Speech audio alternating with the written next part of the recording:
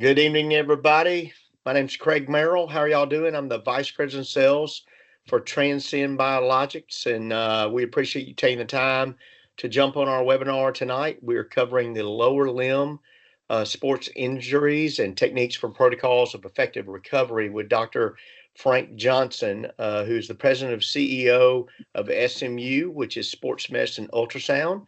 If you've been on one of our webinars before, you're familiar with him as well. We covered upper extremity last month, and so this month we are doing lower extremity. So I'll wait just a moment and make sure that everyone is jumping on this before we get rolling. Hey, Craig, so I have been very, very remiss. I have not watched college football much this year. How are your Arkansas Razorbacks doing so far this year? Do you know? So first of all, I'm wearing the Razorbacks right now tonight, but I just want to Yeah. let you know that the Razorbacks have come out with an NIL deal for the fans. They're just trying to pay fans to support the Razorbacks now because they're so terrible. So I'm waiting on my check from the University of Arkansas just to continue to support that terrible football program that we have. Well, that's okay. We have basketball to look forward to.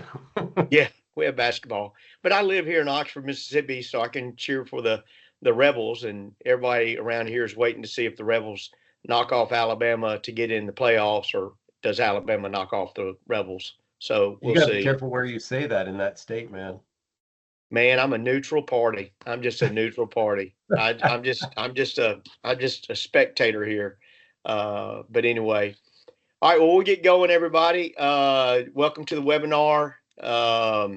As I share my screen, I think everybody can see this, and if it will actually advance. So tonight we have Dr. Frank Johnson, MD. You can see what his experience in education and training is as well with that one. So a little bit about Transcend and the partnership that we have. So Transcend is not new to the PRP world. Back in 2013, our company was Eclipse, and we launched a PRP platelet-rich plasma underneath the brand Eclipse PRP in North America. We've done over 1 million cases performed over a 10-year period.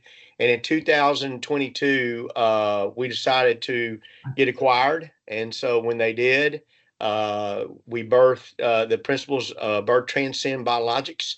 And we are focused on the fields of orthopedic, sports medicine, pain management, and PM&R. And now we're partnering with Ysonic, and that's why Dr. Johnson's so important to us. Because he is a guy that's probably used almost every single ultrasound machine known to man that I know of. I think you've tested all of them out. And so if you want more information about ultrasound and MSK, you can go to transcendbiologics.com as well for that. Our focus is orthobiologics, and so we thought the three components that really match well with our PRP is ultrasound and shockwave technology. So for more information, you can go to our website or you can ask questions at the end of this as well. We focus on high concentration, minimal inflammation.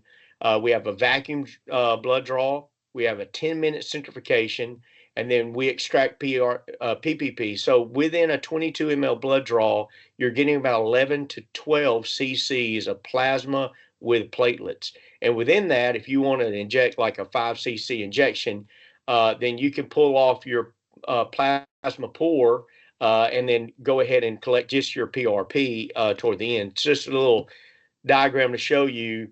If you're looking at this, most your platelets are sitting down by the gel as we run a gel separator. So you're looking at about 3 to 4 billion sitting on top of the gel. The other ones are floating in this plasma pore up here.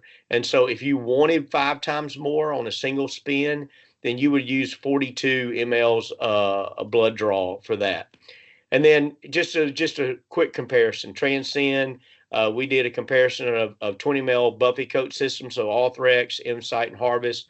They all run a Buffy coat system. We run a gel separator technology. And within that, with 66 mLs, we're at 12 billion platelets on that. And so that's a little bit about Transcend. And I will turn it over and stop sharing my screen and turn it over to Dr. Johnson. Excellent. Well, Craig, thanks so much for the introduction. I have run in the past 4 years, probably, I don't know, I'm going to pick a number, probably about 200 webinars, but every single webinar is a little bit different. So thanks so much for joining. And every single webinar sometimes has some technical issues. So if there's any technical issues, please bear with us and we'll jump onto the backup plan ASAP. But I am a family medicine doctor by training, and then with additional training, sport med doc. And then I got into this ultrasound gig because I thought, why do I have to work so hard to find really good, really focused ultrasound and training programs? So I just developed the program that I needed way back when.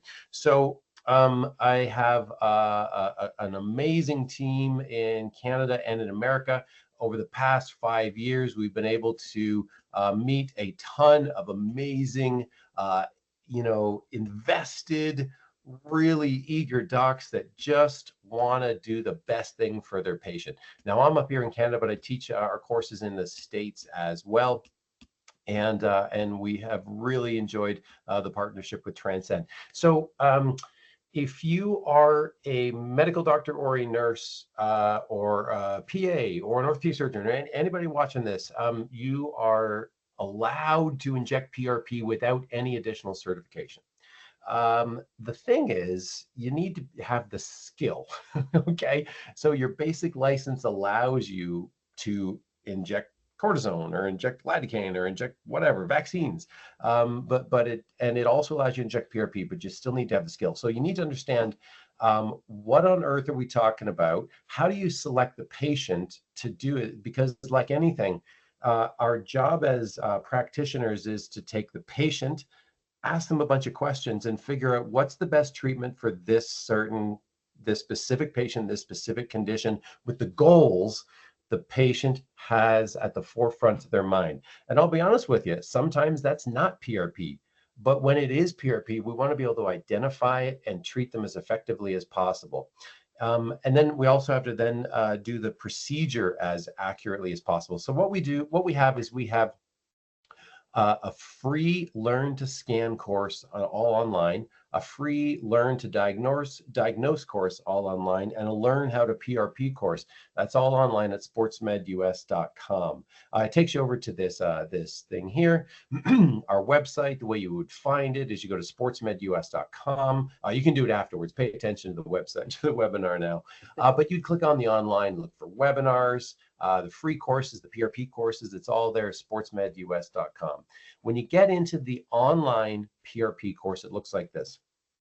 It includes a bunch of the paperwork, because we know that medicine runs on love and understanding and paperwork. So here's all the paperwork that you'll need, including things like treatment cards. So what does the patient need to take away from the office to understand how to prepare for the procedure? So for PRP, we don't want you to be doing NSAIDs before or after, as an example. And then I've got a ton of patient-reported outcome measures. These are all free to access, but these are all in one. When I say free to access, you could Google this. You could Google the IHOT 12, but we've put them all in the same place. Now, what you cannot access free, well, I suppose you can on YouTube, but I've tried YouTubing stuff, trying to figure out how to do a PRP injection for an Achilles tendon or something. And what I found was old videos from 15 years ago, shot with a crummy camera, and you can't really see what the doctor's doing. You can't really hear what the doctor's saying. So in this online course, this is the paid version, the online course, I have 25 demonstration videos of me in my clinic treating real live patients. And this you're not going to find on YouTube in a comprehensive, all in one place offering. So that's what you can get on our courses. Now, live course. Obviously, you can't learn to scan very well online. You can get started with how to interpret the image, but we're running a live Add PRP to Your Practice course in Dallas, February 8th and 9th. Normally it's $1,695, but we're offering it for only $1,295 US. And it also includes our online course with all those videos I just talked about, which is normally $495 US on its own. So once again, a 2-day course for $12.95, which includes this. So it's quite a good value. We're also starting to offer courses to podiatrists because I realize there's a big gap in patient care for podiatry. So the podiatry course is a full day, 2-day course, which includes practice on cadaver specimens. And there's the price there. What you're going to learn if you're a podiatrist watching this course is you're going to learn all these things on day 1, and on day 2, you start practicing on the cadavers. But let's dive into the course. So what I've got here on in this paid course is a buyer's guide. I think Transcend is a fantastic product at a fantastic price. But you don't have to take my word for it. I've done the math. I've done all the hard work to add all this stuff together so you can compare all in one go about why Transcend is such a good value and why it does an excellent job to deliver an easy to prepare PRP preparation that your staff will love. My staff at my clinic have used 5 or 6 different preparation methods over the years, and these gel separator tubes are by far their favorite and easiest and most reproducible to prepare. So during this presentation, we'll go through the leukocyte poor. I tend to call it yellow PRP because it looks mostly yellow. Now, leukocyte rich winds up having some red cells in it, so it looks a bit more red. So I tend to think about leukocyte poor yellow, leukocyte rich red. Now, there's a few areas where that doesn't exactly hold true, but it's a nice, easy way to think about it. So how on earth does the Transcend product work?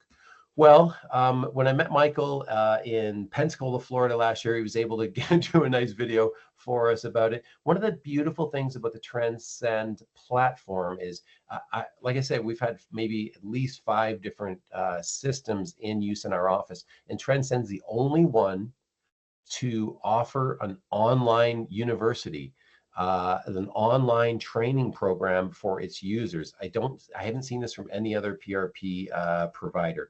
So for example, what happens if the gel fails? Because there's no one single product on the market that's going to perform perfectly every single time. So what do you do if there's a gel failure? What do you do if you get a cloudy PRP? What do you get if the PRP looks pinker than you expected? So I think this is a great reason, one of the Transcend advantages. Now, how do I choose who's going to benefit well from PRP? Well, I simply have to have a system. So the system we teach at Sports Medicine Ultrasound is the following. Patient comes into my office and says, I want PRP. I say, do you want PRP or do you want your Achilles tendon to feel better? They say, I want PRP to make my Achilles tendon feel better. I go, great. I say, have you done something like acupuncture or shock wave? And if they say no, I'm like, great, let's talk about those. If they say yes, I say, fantastic, let's move on to cortisone. And they go, well, I heard that cortisone was really bad and might rupture my Achilles tendon. I say, absolutely.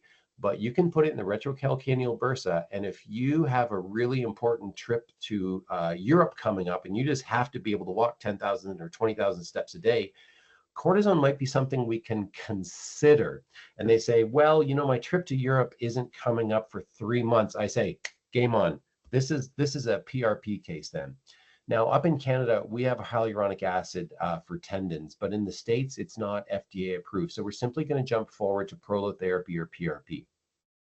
So I say, look, your trip to Europe isn't for 3 months. Here's what I think we should do. I think we should hit you with PRP now, today. Let's not delay. I say, have you had any Advil in the past couple of days? They say, look, I had one yesterday for a headache. I say, hey, no problem. That's not going to be a barrier to doing PRP today. I then hit him with PRP on day 1. I then, a week later, get him back with the physios to start eccentric training exercises. I put him in a heel lift with a 8 millimeter heel lift. And then I hit him again at the 3 or 4 week mark. So by the trip that's coming up to Europe 3 months from now, they're probably going to be feeling a heck of a lot better. And if not, well, then maybe we can talk a little bit about, say, let's get you a different heel lift. Let's make sure you got some Hokas instead of your crummy old whatever shoes you're wearing. Maybe I'll put in 3 milligrams of dexamethasone or 8 milligrams of triamcinolone or something to the retrocalcaneal bursa. But this is the system that I use to treat my patients. I offer them stem cells and I say, look, I don't think the stem cells are going to get you anything better than a couple of PRPs. Obviously, we can do surgery, but that's not going to help you at all because you got a trip coming up in 3 months. The joints are exactly the same thing. I say, have you done physiotherapy or bracing? We move on through cortisone, hyaluronic acid, PRP. Just this afternoon, I had a lady come in and her orthopedic surgeon said, I don't want you to get any more cortisone in that osteoarthritic tibio-talar joint. I want you to do PRP. She came into me. We talked about the options. For her, hyaluronic acid for the tibio-talar joint seemed like a better option for the injection today. But if it doesn't help that much, in 4 weeks, we're going to circle back around. We're going to do 2 PRPs. So I have a system that I think really helps me not jump around and just do whatever the patient wants, because that's not always the right answer. In the course, we always talk about providing the best patient experience. So I think that a disappointed patient with PRP is highly unlikely if patients know that there's probably no insurance coverage and it might take up to 3 sessions. You let them know that, they're probably going to be good. I also think you need to let people know that if they get heat and redness after a PRP injection, no Advil, you can only use Tylenol, and please try to avoid ice. So there's lots of things that we run through in this course. I won't spend too much more time on this. We will move on to the protocols for lower limb, but I do think it's super important that I say, I want you to try and lighten your schedule for 1 day after treatment. Please arrange for a driver, particularly for lower limb things. Well, why? Is because my first ever PRP was a 55-year-old guy with moderate knee osteoarthritis who was going to go from my clinic to the airport to fly 3.5 hours to Phoenix to do 72 holes of golf over the next 3 days, including probably 72 beers. And I said, hey man, like, I don't know if this is the right fit. Maybe we should reschedule this for when you come back. So in the course, we go through all these things, but not only the instructions, but also the justification for those instructions. So I'll rip through this and let's look at what is a normal response for a tendon. And I'll say, look, there's nothing that's normal. I'll see people fall into 4 different categories. So those 4 categories are as follows. I'll see people who come in with a 6 out of 10 pain for their tennis elbow or their Achilles tendon. And I do the PRP injection and I tell them your pain will go up. You know, the next time I make this chart, when I want to redo this, I'll take the pain from 6 out of 10 up to about 8 or 9 out of 10, because it can be really quite uncomfortable in a lot of cases.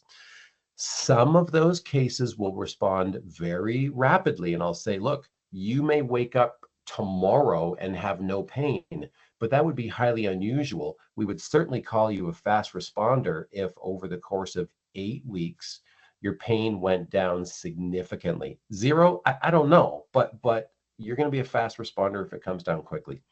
Most people are average, right? So there's going to be medium responders. So I set the expectation that it could be 16 weeks before they see a significant improvement.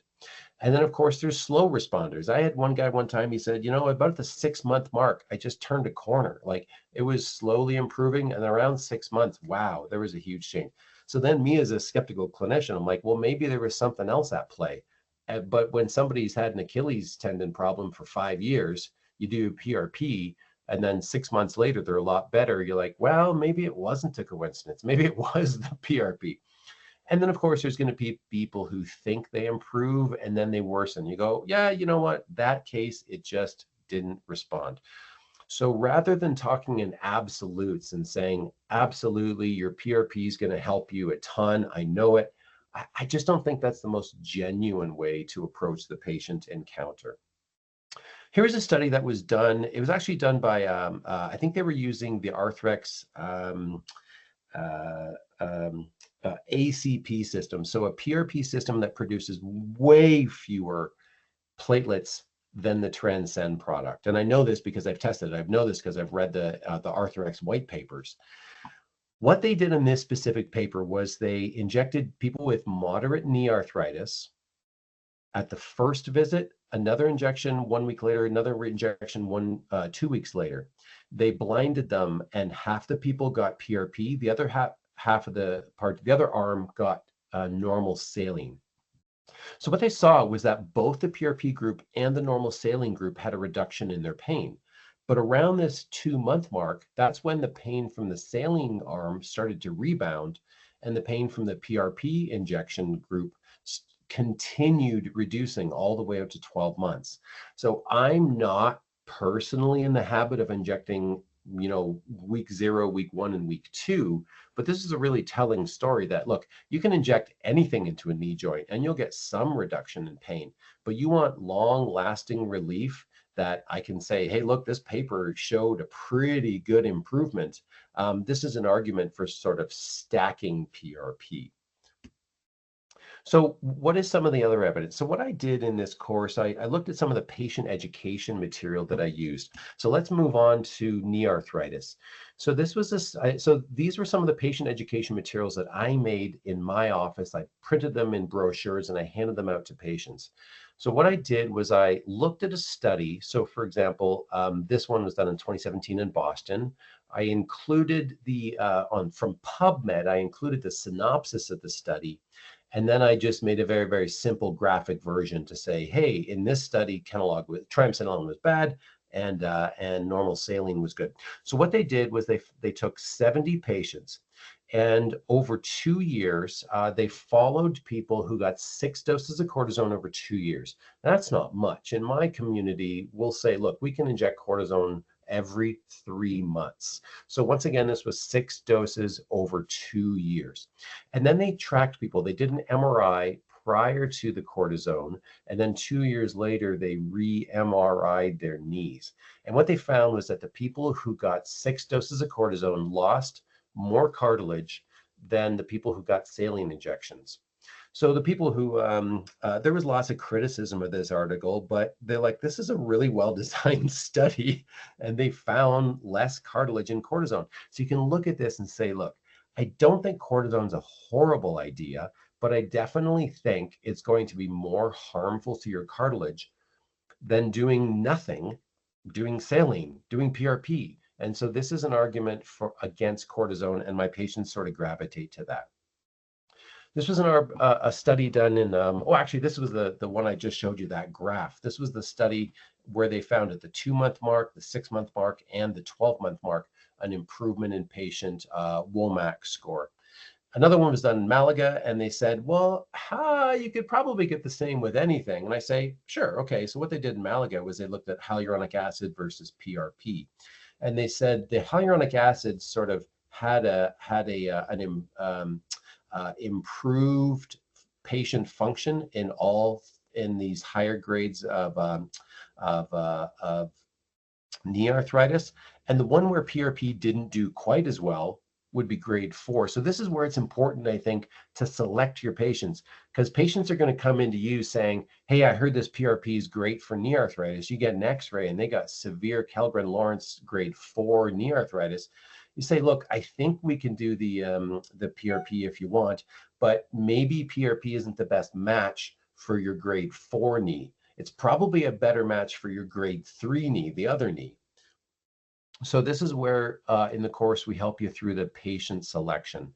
And this was a paper that looked at Monovisc versus, this was hyaluronic acid. I don't know what hyaluronic acid they used versus PRP, and they were equal. So I can't sit here and say to you that PRP is better in every single case. Not at all. I think you have to find people that respond to PRP. I find people that respond to PRP well are active people rather than passive people. So my athletes that come in seem to respond better than the simple office workers who don't do any, much physical activity. So that's lost papers. Let's look at one for Achilles tendon. So Achilles tendon is I think one where a lot of time I just don't have a lot of great options for them. So what this group in Italy did was they just said, hey, let's just track a bunch of patients over time. And they found that PRP showed benefit without a single rupture over the course of up to 7 years in some patients. So I can say, look, I can't promise you that PRP is going to make your Achilles tendon better.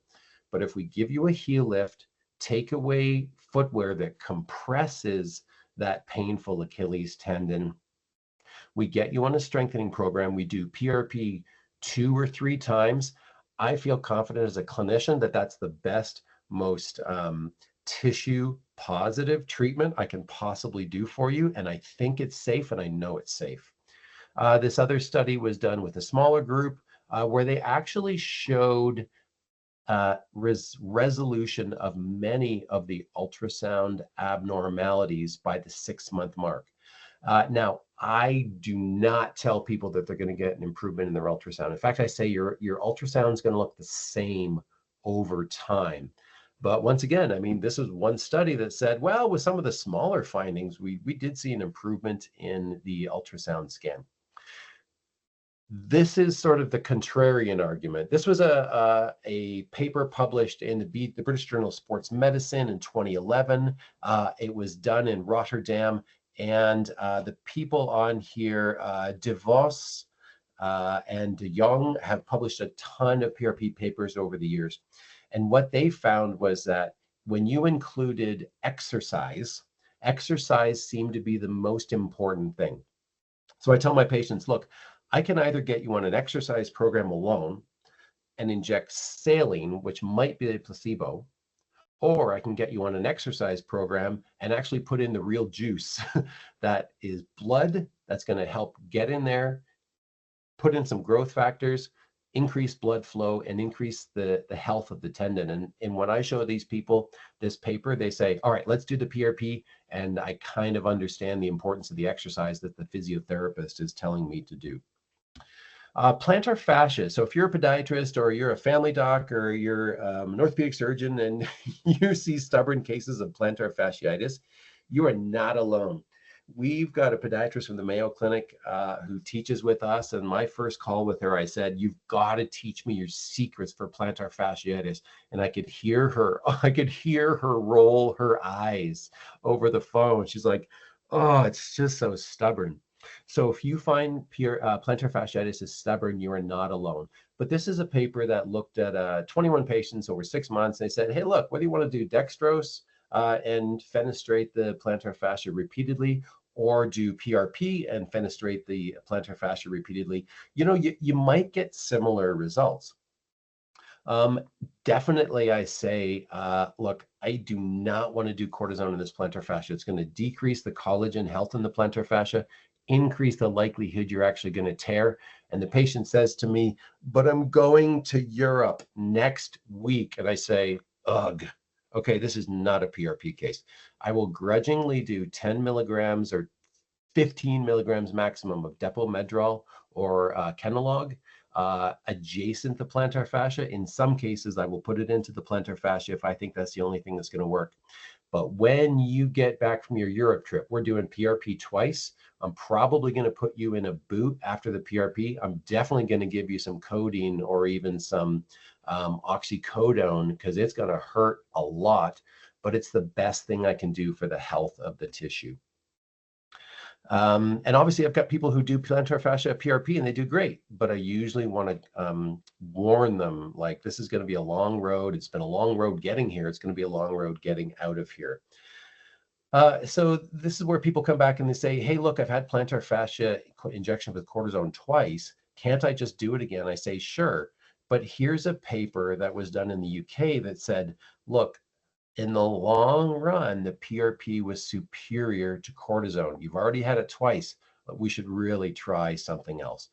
So these papers that are included in this online course can just help you. Like, why reinvent the wheel? I've done all the work for you. You've got these patient education materials that you can print off and use to help select patients. that are willing and able and eager to do PRP, and it gives you sort of something you can sink your teeth into to say, look, here, this is backed up by some pretty good research. If you're just joining us, welcome. We got 55 people on the call. A little bit about sports medicine, ultrasound. Remember, we've got a PRP course in Dallas, and we've also got a podiatry course in Dallas. There's the prices. Let's move on to the material. All right, so lower limb. So what do I do? What are my recipes for cortisone, hyaluronic acid, prolotherapy, or PRP? Well, this whole chart is available in the paid course, but let's look at the recipe for hip joint PRP. So once again, for when I was getting started, actually, when I'm even now, I still ask some of my colleagues, how do I select the best patient? Do you have any experience with peroneus brevis split tears? And I got to ask some of my colleagues. So even today, I'm still asking questions about the timing of some injections, who's the optimal candidate, who is a suboptimal candidate. Like, I just don't think they're going to do well. Now, what I've got dialed in for sure is this cookbook. What are you going to do for anesthetic for these injections? What are you going to put in your needle with your PRP?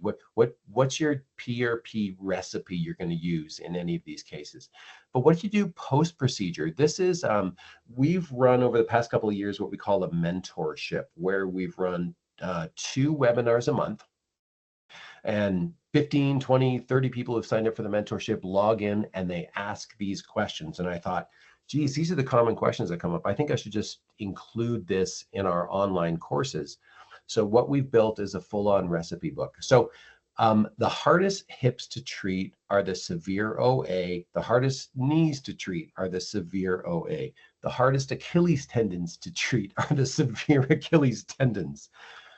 But if you follow this recipe, you're going to have your best chance of success. So let's look at what we do for hip joint. Well, what we do in our training programs is we include a 4-panel view for most of our handouts and most of our videos. So this is a skeleton model where you see the hip, the femoral head sitting here, dropping off to the femoral neck. This is what it looks like on ultrasound. This is what it looks like where my hand goes by the patient's lateral leg. And then this is what an abnormal hip would look like. So when I do my hip injections for PRP, I'll usually put my needle here. However, there are some cases where I can see some fluid up here. And in this case, I will drop my needle tip right here, adjacent the articular cartilage on the femoral head, where I can see some fluid.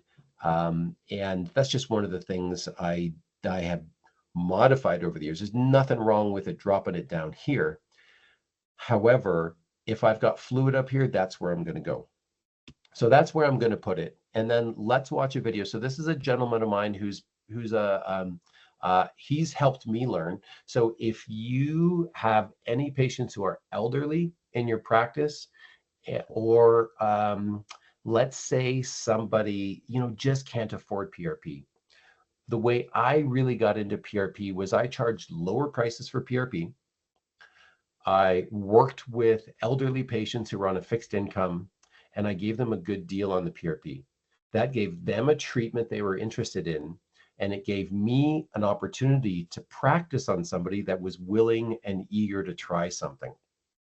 So this gentleman, I've wound up injecting his hips 2 or 3 times a year with PRP for the past 5 or 6 years. He doesn't have that bad of a OA, but he responds well to the PRP for 5 or 6 months. And so let's have a peek at this.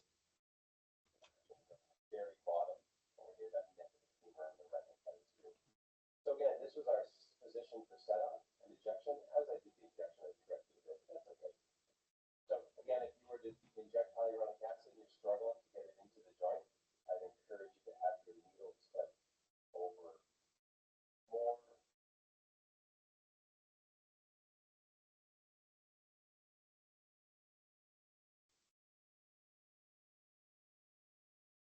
Here.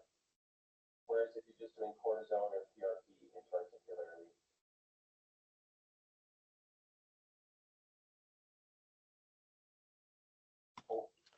So as you can see, it's coming through a little bit slow on the webinar, but they're full of videos. Most recently, I've started wearing a microphone, so the audio is even better. Now, here we have the acetabular labrum. I get asked from time to time if I've got a labral tear, do I actually try to put my needle tip into the labrum? I think there are some docs that do that. I'm certainly not in the habit of routinely doing that. I've never seen any studies to show me that gives a superior outcome. So if anybody has any studies to say that's a better way to inject, if you've got a known labral tear, you can identify it under ultrasound and you can get your needle tip in it. If anybody's got studies that show me that I should change my practice, I'd love to see them because I always want to get better results. Now, what are we going to do with greater trochanteric bursa? Now, I'm not usually going to inject PRP into the greater trochanteric bursa. Why? Because I always want to focus more often on the gluteus medius tendon and the gluteus minimus tendon, and a lot of times actually the iliotibial band overlying the apex of the greater trochanter. So let's move on to, so this would be the apex of the greater trochanter. This curved surface here is the curved surface of the greater trochanter, and this concave feature is where the gluteus minimus tendon attaches. And so anytime you see this curve here, that's where this is going to be the minimus, and this is anterior. Now, a lot of my patients will point to focally on the most lateral aspect of the greater trochanter as the maximal point of tenderness. So in this case, I will inject a bit of the medius, a bit of the minimus, and then I'll inject into this portion of the iliotibial tract overlying the apex of the greater trochanter. So how about the posterior band of the glute med? Well, I rarely inject people who have short-term pain. I don't usually inject anesthetic into the hip joint. However, when I get to the min or med, I will inject a small amount of dilute anesthetic. The more full strength anesthetic we put into these tissues, the more it inactivates growth factor release. So if I do anything, and I've chatted with a bunch of people who do PRP, and this sort of dilute lidocaine, where you take a normal saline syringe. So in my practice, I can get my hands on these 10 milliliter syringes of normal saline. I'll push out maybe 1 or 2 milliliters, 1.5 mils, and then I'll pull up 1% lidocaine, and then I'll inject only a tiny amount to where I think the patient will be able to tolerate it. If I think the patient can tolerate a procedure without any anesthetic at all, I'll do it. If I don't think the patient's going to do it, tolerate it well, this is my recipe. Now, of course, ropivacaine is probably going to be the best, most friendly to stem cells and to platelets, the most friendly anesthetic you can get your hands on, but it also runs about 10, 15 times more expensive. So I'm just in the habit of using dilute lidocaine. I think you can make an argument to do either leukocyte poor or leukocyte rich, whether it's red or yellow. I will usually start somebody with a yellow PRP. So there was a great slide that Craig had in there, and it was high concentration, low inflammation. So I think if you got somebody who's new to PRP, who might be a bit more timid, I'll use a lower concentration, less inflammatory PRP like the yellow. If I do want to, if they then come back for the second or third and I want to dial it up a bit, then I'll make sure I add a little bit more of the red. What would I normally do? Post-procedure, I would use the Victoria Institute for Sport assessment of the gluteal tendon patient-reported outcome measure. Patients, in my experience, are wonderful at answering the question you put in front of them. Are you any better? And they will go, no. And we go, okay, how do we base that? What do we base that on? They say, well, I still have pain at night when I sleep sometimes. And I go, geez, I don't have anything to discuss with them. I really wish I had done the patient-reported outcome measure prior to the PRP injection. So for the glute med, in Melbourne, Australia, a group of tendon PhDs, they're literally physiotherapists that they churn out PhD physiotherapists who are excellent at tendon research. They've done these amazing patient-reported outcome measures. So you can say to the patient, look, prior to your treatment, your score was this. Now you're at 2 months post-treatment, your score is this. So I know you are still reporting some issues, but look how much your scores improved. Now, if your score is the same, well, now I know, like, all right, here's your options. We can hit it again with PRP, or we can give it some more time, or we can try something else. What would you like to do? And they say, well, you're the doctor. What would you do? I'll say, if this is me, you've had this 3 years, you've done 3 cortisones, you've got marginal improvement with PRP number one. We got to hit this again, and we got to double down on those exercises.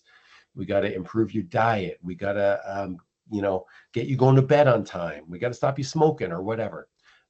So I think the patient-reported outcome measures are a super important way of communicating with patients. I personally will give almost everybody a Tramoset or a codeine for the first time they have PRP into a tendon, because I've been burned enough. I do not want to have patients come back and say that was the worst pain of my life and I didn't have anything to rely on. And I went to the hospital and they just looked at me like I didn't know what I was talking about. So that's my strong advice, is to at least consider giving them something at least the first time. If they come back in and say, look, it wasn't that bad, be like, hey, do you want any more Tramoset? They're like, no, I think I'm good. I don't need any more. I will not immobilize them, obvious, for a hip. That's going to be tough. I will have them return to their activities of daily living the next day. Obviously, I'm not going to say like lie in bed for 5 days. I'll return them to physiotherapy around the 1 week mark. And then, well, how about returning to pickleball tournament? I'll be like, how am I going to make this decision now when I've just done the injection? I say, do you have a physiotherapist you're working with? And they'll say, yeah, I do. And they say, I've been working with this physical therapist on lots of different things over the years. I'll say, great.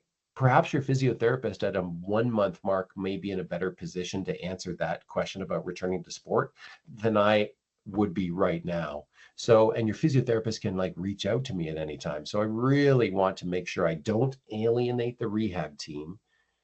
Definitely include the rehab team when appropriate. And if you ever have a difference of opinion with the rehab team, please, please, please don't throw the physio under the bus. There's lots of times I've been thrown under the bus as a medical doctor, and it's not a nice place to be. Now, when am I going to repeat? It's personal. And the more docs I talk to who do PRP, the more they also tell me the same thing. They personalize it. They don't put it on an absolute schedule that everybody gets the same treatment. So my personal plan, as I say, look, let's talk again in 6 weeks. Based on how you're feeling, we'll probably plan a second one at 8 weeks. But if it sounds like you're doing great, maybe you don't need one again. That doesn't mean you're healed forever. It just means that maybe now isn't the right time to do the additional treatment if you feel like you're 40% improved. Maybe money is a bit of a barrier. So we just play it by ear. So this is an example of a gentleman who had ruptured his quads tendon. And then I was doing some PRP for his quads. He had seen the surgeon. Surgeon said, I can't believe how well you're doing with this ruptured quad tendon, meaning like 80% of his tendon was ruptured. I can't believe how well you're doing. If I had done surgery on you, you wouldn't be doing this well. So go back to Frank and get a couple more PRPs in the quad tendon. He came back for a second PRP in the quad tendon. And he said, I felt something snap in my butt and I don't know what it was. So I scanned him and he had ripped off his glute med tendon. So I don't exactly know why this gentleman is popping lots of things at this age. There's lots of possible reasons, but I don't know why. He responded well to the PRP in his quads tendon. So of course we did PRP to the glute. Sorry, I don't know if I just misspoke. He responded well to the PRP in the quads tendon. So we certainly did PRP to the remnants of the non-torn glute med, and also over the portion that was torn and pulled away.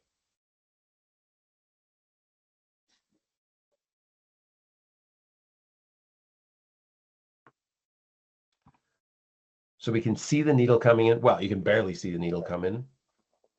That's it. So I just asked him, I said, how close was that needle to the pain you feel? So the downside of doing anesthetic ahead of time is you may not be able to ask that question later. So if you are going to do anesthetic to this area, you've got to ask that question before you inject any anesthetic. And you put your needle in the spot and say, does this feel like I'm close to your pain? And they say, what do you mean? I say, does this feel like it's at the epicenter of your pain? Is this your pain? And if they say no, I keep fishing around looking for where their pain generators are. A lot of time the pain generator is not at all where the tissue's torn. It's where, so for example, if this is the tear, sometimes I'll put the needle tip right here and they say that's not it. And I put my needle tip over here and they go, oh, that's the sore spot. So it's the remnant tissue that's still attached that's having, atypical strain forces go through it. That's actually the painful tendon. So that's another part of the technique that we try to teach in the course that is an important part for your practice to make sure you can find the tissue that's actually painful.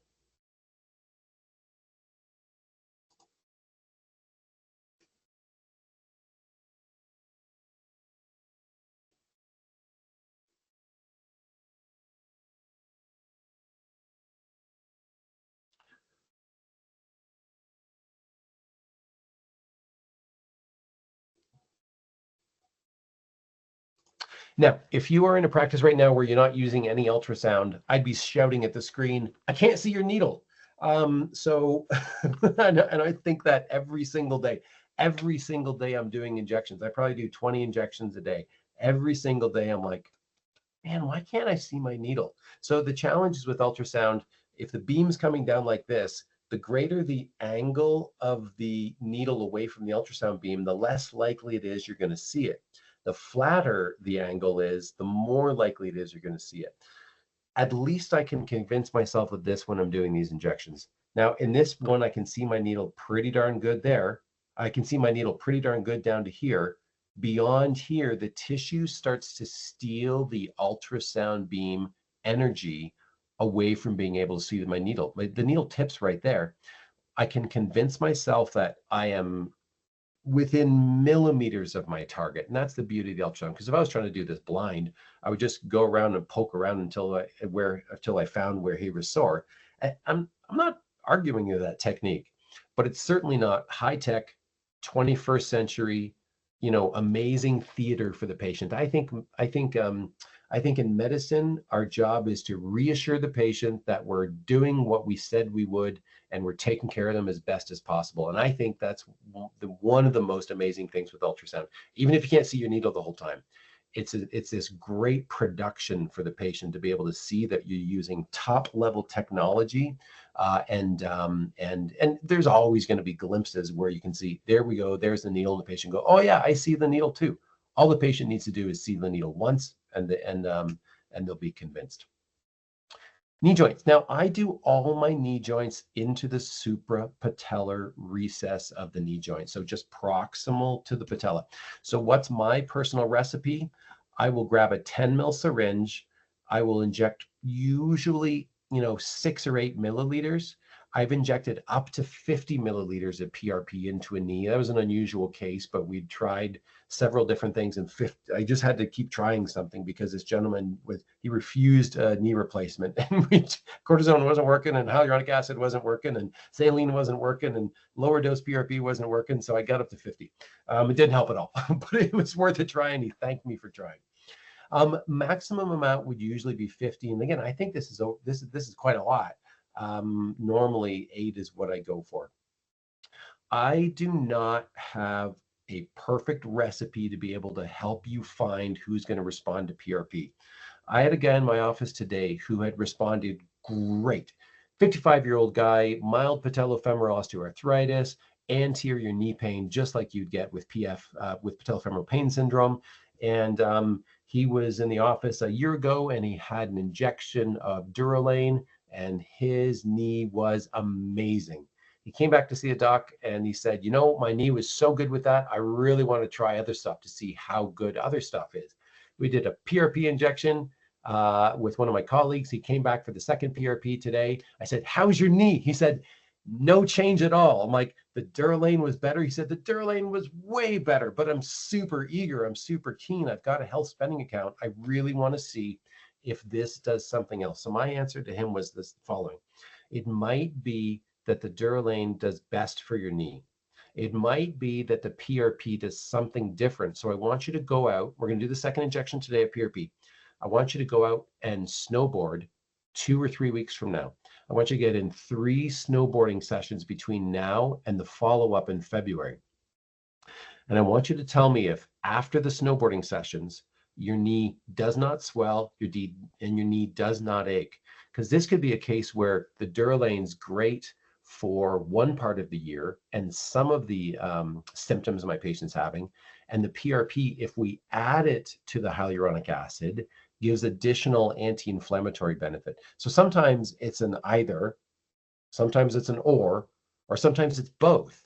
And that's where if you follow this system with willing patients, you follow their WOMAC scores through the activities that are important for them, you'll be able to find people that respond well to different treatments. So what do? I go to the proximal pole of the patella. I look for the quadriceps tendon. I look for the femur, and I look for the black space of fluid that's between the suprapatellar fat pad and the prefemoral fat pad. This is an example of a normal amount of physiologic fluid. And this is an example of a really big effusion. So now the question that comes up, do you drain a knee effusion before putting in PRP? And the answer is absolutely. I drain the effusion because I don't want my PRP that I've just concentrated to get watered down by this really watery knee effusion. Here's an example of me using a handheld device and doing an injection. This was an atypical approach that I wanted to capture on screen. This is somebody where I wanted to demonstrate a little bit of fluid on the medial patellofemoral joint where I pop the needle in place. Now, again, if you don't use ultrasound, you will be able to see, even if you don't use ultrasound, well, I thought we'd be able to see the needle great, but there we go. We got a good view of it there. And as we inject that, you see it fills up that synovial fluid in that medial gutter. Now, I'm on a webinar right now talking about PRP products with a company that sells an ultrasound product called WeSonic. Here's what I will tell you about the handheld ultrasound products you will find on the market. The handheld ultrasound products on the market are not a bad way to get in the game. Like if you only can scrape together $4,000, let's get doing ultrasound. Absolutely. A handheld product will get you there. But here's what I will tell you. Almost everybody who starts their journey with a handheld ultrasound machine will, within 1 or 2 years, go, man, I just cannot see my needle as well as I could with my neighbor's $20,000 machine. Or they say, there's battery problems and there's software problems and this thing overheats and it just doesn't last that long. And I will tell you this, I have had many times where I have turned on my handheld ultrasound machine in the clinic because I use them. I use these in my training programs because people want to see what they're like. So I use them in clinic from time to time. I've had lots of times where I turn on my handheld ultrasound machine and I get a screen that says your machine needs to be updated. And I hit update and I pray to God that it does it quickly. And on 3 separate occasions, it's taken more than 2 hours, no joke, more than 2 hours to update. So if you have PRP cases where people have driven into town, you got back to back to back to back PRP cases, and your handheld ultrasound machine doesn't update, you're screwed. Like there's nothing you can do. And this is not something that's going to happen with a high quality, higher cost for sure, but a high quality, high resolution, dedicated ultrasound machine. So I'm not saying you can't start with a handheld, but what I'm saying is make sure you shop around and have a look at a really good, high quality, stable machine with good supports, with a long warranty.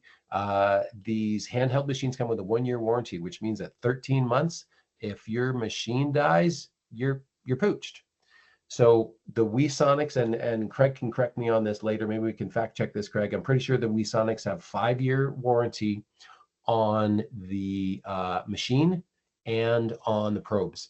And that's kind of become an industry standard, and the handheld machines do not offer that. So Yep.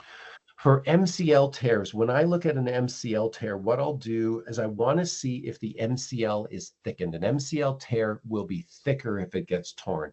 I think MCL tears are a perfect case. They should be PRP'd every single time they walk in the clinic, unless the patient is doing quite well and does not want an injection.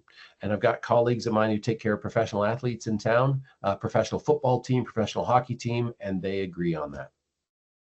So it's kind of a zoomed in view of, this is an osteoarthritic knee with an osteophyte here, but this is a thickened medial collateral ligament. I'll put the PRP absolutely at the joint line, but then also fill up the area that is just proximal to the joint line at the femoral attachment.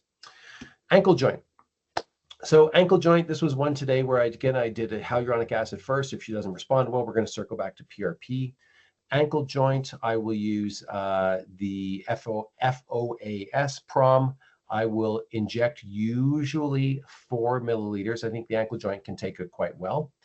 And I don't think there's any reason you couldn't do PRP into an ankle joint. Hardware, yeah, okay. If somebody has a hardware in it from actually, let me take that back. If people have an ORIF of a distal fibular fracture, or they've got yeah, I guess that's probably the most common one. I think these are perfect for PRP. PRP is used to treat skin infections, is used to treat burns. It contains leukocytes. It contains, these are all things that fight infections. So if anybody's needs an ankle injection because they've got some hardware in their ankle, they've got some arthritis, I mean, definitely check with the orthopedic surgeon first if you can.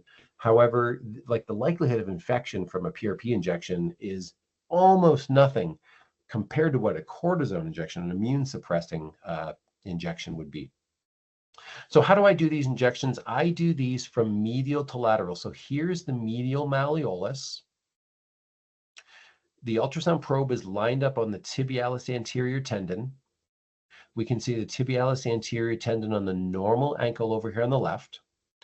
Here's an example where the patient actually has a bit of an effusion, and I drop my needle tip right down to the talar cartilage and inject.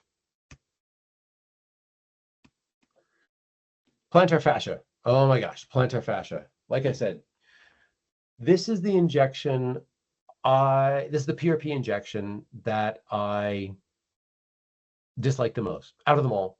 Let's be honest. I don't know anybody who loves doing plantar fascia injections. If you love plantar fascia injections, put your name in the Q&A. I'm going to send all my patients to you. The reason why is it's a really painful spot. They can't get away from it. It's very painful. I will always do a small amount of anesthetic. Usually do maybe 1 mil, 0.3 into the skin along the needle pathway towards the plantar fascia, maybe another 0.3 or 0.5, and I'll put maybe 0.2 or 0.3 into the plantar fascia itself. Because the patient has to be able to tolerate a 25 gauge needle and putting in 1.5 or 2 mils of PRP into the plantar fascia. They get really sore. I definitely give them Tramoset or codeine, in some cases Percocet. And if I think they're going to have a high amount of pain, I'll boot them for 2 to 3 days. If they've had it for 5 years, I'll boot them for 2 to 3 days. If it's moderate plantar fascia and it's wintertime right now, we got black ice outside where I am. I'm up in Alberta and near the Rocky Mountains in Canada. And I do not like booting people or putting people on crutches in wintertime. So this is a normal plantar fascia over here on the left. Anything under 4 millimeters is normal. Anything over 4 millimeters is abnormal. So that's my presentation on sort of lower limb protocols. Again, a fair amount of that stuff you can get in our free PRP course. The online paid PRP course has everything. The live PRP course in Dallas, February 8th through 9th, includes not only the discounted live course price, but also includes the online course at one price. The podiatry ultrasound course has cadaver training. So here is the agenda for day 1 and day 2 of our PRP workshop. We'll run you through a bunch of scanning. These are the most common injections you need to have dialed in first. And then day 2, we're going to run through mock practice, best practice mock patient encounters. Practice making sure you know how to identify the best vein, whether it's antecubital or whether it's forearm. I had to do brachial artery draws sometime, like 2 times, but I'll show you how to find vessels, find nerves, so you can do blood draws painlessly. We'll show you how to produce the best PRP using the Transcend kits. And then there's going to be an ultrasound scanning for PRP practical exam at the end of the day, making sure you are super comfortable scanning and doing your patient setup, and where's your tray going to be, and where's your machine need to be for any of these injections that you want. The podiatry course, once again, covers the top 20 injections, including on day 2 cadaver practice. Of course, if you're not ready for a live course yet, please hop on and find what I think are the best free courses on the planet. I've seen a bunch, and I think that a lot of them just don't deliver what you're hoping they will. So please take advantage of our free courses. And don't just remember that our free PRP course does include all these patient-reported outcome measures. So if you really need to grab a bunch of patient-reported outcome measures, feel free to hop onto the free course, because the proms are in there. The paid course, again, has 25 demonstration videos of injections. Craig, we're almost done. If you're ready to hop back on, and we'll do our Q&A now. And I don't think you can find better demonstration and videos by YouTubing it. In fact, I know you can't. And if you can find a better one, let me know, because I want to copy their technique, because I'm always looking to make our stuff better. Perfect. Can you see the Q&A right there in the chat? I should be able to. I'm going to hit Q&A, and I can. It looks like it's loading. All right. Yes, absolutely. So I see that Charlotte added in. I'm going to stop sharing here unless yep. So I see a comment that Charlotte had posted in, probably from another user, saying plantar fasciitis is symptom results from instability of the ankle, sinus, tarsi, and spring ligament. Absolutely. That sounds like a prolotherapist and a podiatrist who's near and dear to my heart. So I started training as a prolotherapist who got taught to improve stability of the ankle with the ligaments, exercises, treat previous inversion sprains by injecting the sinus, tarsi, and spring ligament. And absolutely, and I got nervous. I'll tell you, I got nervous injecting in and around that spring ligament till I had ultrasound. So I absolutely 100% agree with your comment. Some of the other questions there, I'll go to the earliest one. Is there a comparison between PRP and 5% dextrose? Oh, as probably regarding, I'm supposing that question was regarding my recipes. I will tell you that I monkeyed around with D5W injections for an awful long time, and then I kind of got away from them a bit. It was just my practice style. I don't think there's any reason you can't use them, but I do not have a good comparison between PRP and 5% dextrose. But what I will tell you is PRP I can use absolutely anywhere. 5% dextrose I tended to only use in sort of subcutaneous nerves or peripheral nerves, carpal tunnel, tibial nerve, stuff like that. Looks like the study was 15% dextrose and lidocaine for the plantar fascia study. Okay, yeah, so thank you for Charlotte for copying and pasting that comment into the Q&A. But yeah, I'm glad you caught that, because I made those patient handouts maybe 5 or 6 years ago, and the details certainly, the finer points of each of those patient handouts elude me. So, I have gotten in the habit of using 25% dextrose on all body parts for prolotherapy. And I know there's going to be some prolo docs who say, nah, I really want to use 5% of the right spot, 15% of the right spot, and 25% of the right spot. And I think that's a really good way to go. Prab Bassi asked, what are my thoughts on interosseous PRP for high-grade osteoarthritis? Prab, I think that is a great question. At the American Academy of Orthopedic Medicine, I'm on the board of instructors, and we teach stem cells, we teach interosseous procedures. I think there's some really good studies looking at interosseous bone marrow aspirate for high-grade osteoarthritis, where you have MRI proven bone marrow edema. I've not seen nearly as good studies for intraosseous PRP. And I would say that if you did want to do intraosseous PRP, just make sure you are doing it the right way in a surgical facility with 100% sterile prep. But yeah, I think it's certainly the way of the future, I think. I've just clicked on the chat, and so I am looking at a couple other things. It looks like those are the only questions that we got. One thing that I think is worthwhile asking Craig, and I don't want to put you on the spot here, but I might as well. Are you able to comment on the price point for the Piloter and the Navi that you've got currently going into 2025? Because the Piloter is exceptionally priced because like I say, people will come to me and say, Frank, should I buy a handheld or should I buy a Piloter? And I'll say, well, let's look at how you're going to use it. How long do you want to get out of the device? Do you want somebody to stand by it with a long warranty? Yeah, so great question. I appreciate it. Everyone that's on this webinar and everyone that comes to the live training, Dr. Johnson's already discounted the course for everybody. So this is how it works. So that $1,295 goes for the course. If you want to buy a Piloter or a Navi, which the Piloter is a 13-inch touch screen, color screen. It's great. It's portable. It comes with 2 transducers, linear and convex. It's that discount that you pay, or that course fee that you pay, will be discounted off the cost of your Piloter or Navi. So you can come to the course, and then you can apply the course fee toward a credit in purchasing your Piloter or your Navi ultrasound. And so it's the Piloter is under 20K, and so if you add another 1,295 off, it comes with a cool carrying case as well. So if you have multiple clinics, it's easy to go. If you want a cart, we can put the cart in there as well. And so these are just kind of the 2 things that we have going on that will help you out in a live hands-on training course. 5-year warranty.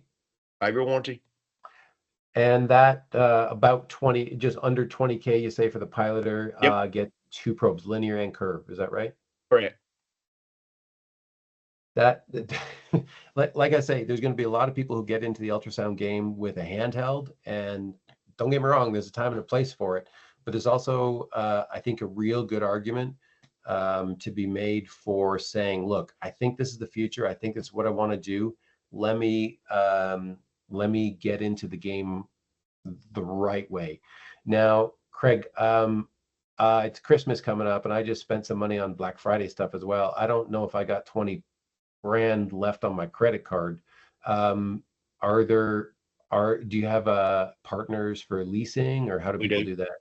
We do. We've got a partner with called iLease that you can go through, and it's basically a lease to own. And we can partner you up with that as well. So we got financing options that we can provide as well for those people.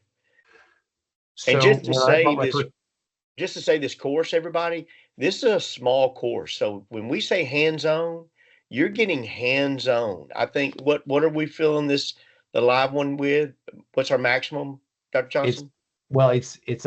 It's 1 machine for every 2 participants. So I've seen a lot of courses. I've taken a lot of courses where it's 1 machine, 4 participants, and an instructor. So the instructor holds on to the probe the majority of the time.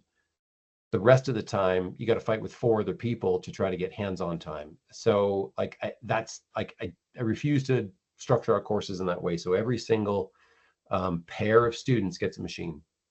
Right.